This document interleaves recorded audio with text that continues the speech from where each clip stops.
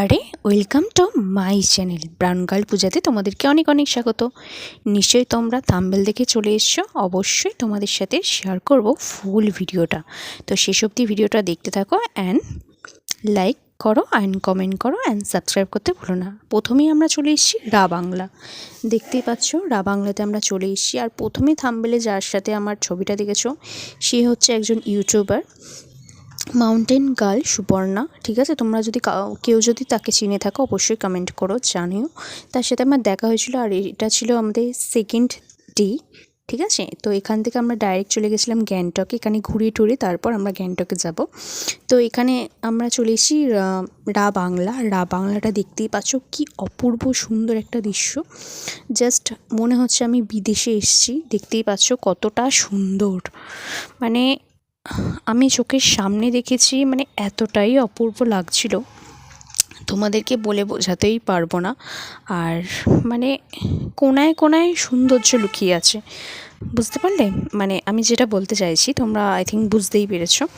কোনায় কোনায় সৌন্দর্যটা লুকিয়ে আছে। আর দেখতে পাচ্ছ ভীষণ সুন্দর একটা প্লেস।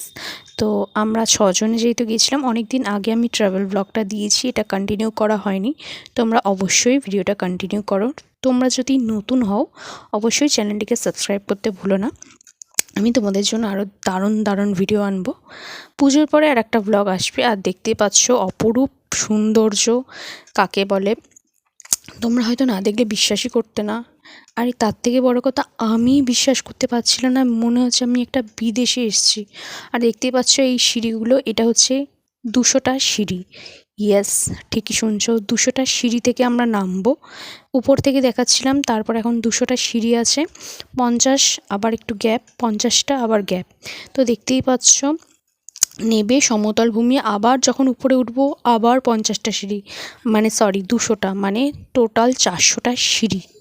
মানে ভাবতেই একটা অন্যরকম লাগছে। দেখো, দেখতেই পাচ্ছ, দেখো। আর বুদ্ধদেবটা দেখতে পাচ্ছ, আর দেবে কেমন লাগছে আমাকে অবশ্যই জানাতে ভুলো না। 2000 years later. আর দেখতেই পাচ্ছ আমি জাস্ট হাঁটছি আর সেটাই তোমাদের সাথে তুলে ধরছি। আর যারা এখানে সিঁড়িতে করে হেঁটে ঘুরতে পারে না, তাদের জন্য টোটোর মতন একটা জিনিস গাড়ি আছে, ওটাতে করেই সবাই ঘুরছে। আর এই মূর্তিটা কিন্তু সোনা দিয়ে তৈরি, তোমাদেরকে বলে দিলাম। আর এটা চলে এসেছে হচ্ছে নামছি, আমরা জায়গাটা নিয়ে ভীষণই হাসাহাসি করছিলাম। মানে সিঁড়ি থেকে নামছি আর আমরা বলছিলাম আমরা নামছি।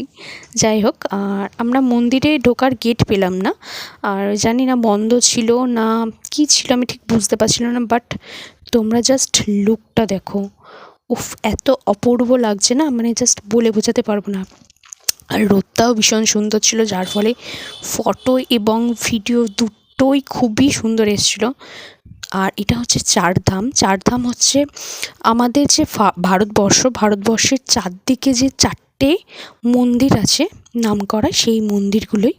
আমি ঠিক এখন বলতে পারছি না, আমি নামগুলো পারলে তোমাদেরকে দিয়ে দেবো, তোমরা দেখে নেবে। পুরীর মন্দির আছে, তারপর আরও এরকম চারদিকে উত্তর দক্ষিণ পূর্ব পশ্চিমে চারদিকে 4টে মন্দির তুলে ধরা হয়েছে। তো সেই ব্যাপারেই আছে। তো ভেতরে খুব বেশি ভিডিও করিনি, কারণ হয়তো ক্যামেরা অ্যালাউ নাও হতে পারে, শুধুমাত্র ফটো তুলেই ছেড়ে দিয়েছি। ভিডিওটা কেমন লাগলো অবশ্যই কমেন্টস করে জানিও।